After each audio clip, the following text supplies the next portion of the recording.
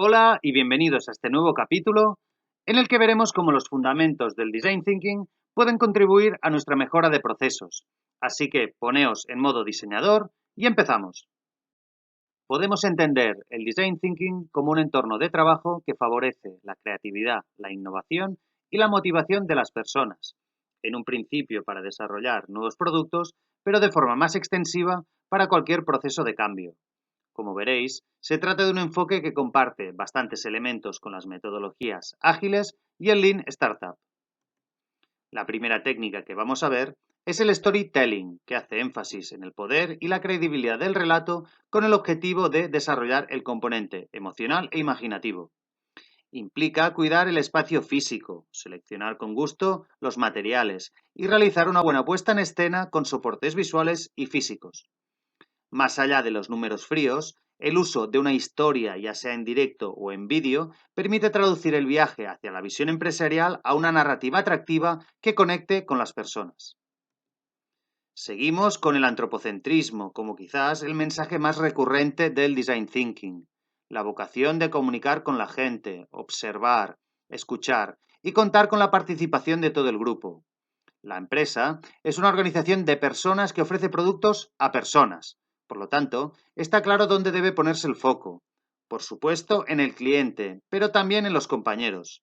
Así pues, hay que vencer la tradición taylorista que define el valor desde el punto de vista del producto y las operaciones, y basada en la jerarquía y en la estandarización, que suponen un freno a la innovación y a la creatividad, pero también a la generación de vínculos sociales. Frente a ello, el Management 3.0 propone una gestión y responsabilidad compartida mediante el desarrollo de competencias y el empoderamiento de los empleados, lo que supone enriquecer el contenido del trabajo. Al cliente, tanto le da la estandarización empresarial más allá de ser atendido de forma eficiente. En cambio, sí puede percibir los efectos de una organización desmotivada. Por ello, la empresa debe estar atenta a todas aquellas oportunidades que permitan humanizar más allá de la mecanización. Para interactuar con las personas, ponerse manos a la obra y en total sintonía con el método Lean Startup, aquí se propone también la rápida creación de prototipos por parte de un equipo multifuncional para experimentar en un proceso de aprendizaje cíclico que permite dar forma a los conceptos y facilitar la comprensión, la interacción, la generación de nuevas ideas, la identificación con el proyecto y la validación colectiva. En un entorno complejo, dinámico e incierto, donde el cambio es permanente, no tiene sentido contar con una metodología rígida. El design thinking rechaza la planificación basada en factores del presente y trata de prever el futuro. Para ello, realiza un análisis profundo del mercado, tratando de comprender los impulsores del cambio, sociales, tecnológicos, ambientales, económicos, etc., prescindiendo de los dogmas conocidos y siendo más sensible a los inputs. Para ello, trata de identificar nuevos modos de crear valor, observando el uso de los productos y servicios o la forma como interactúan las personas, detectando posibles oportunidades en las lagunas entre la utilidad para el consumidor respecto a la cadena de valor actual de la compañía.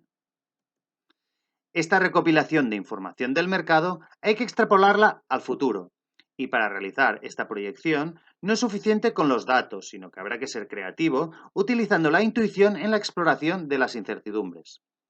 Algunas de las señales serán todavía débiles, pero estas tendencias emergentes son las que pueden marcar el futuro. Para ello, hay que poner a pensar a toda la organización y crear dinámicas de forma periódica. Las señales se someten a debate y se crean escenarios en sesiones donde se tratan de conectar y organizar las ideas para dotarlas de sentido y crear significado. Se requieren, pues, en la organización perfiles flexibles y permeables que combinen habilidades analíticas y emocionales. No olvidar este principio por muy conocido que sea.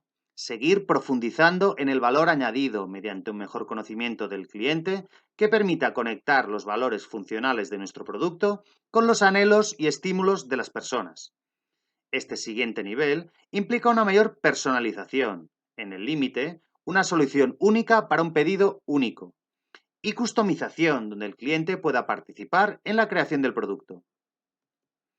Y en el proceso de compraventa, y puesto que cada vez resulta más difícil diferenciar los productos, innovar en las experiencias que obtiene el cliente, no solamente con un trato excelente y un resultado satisfactorio, sino incluyendo componentes emotivos, placenteros, imaginativos, instructivos, sociales, interactivos, etc., que favorezcan la generación de un vínculo duradero.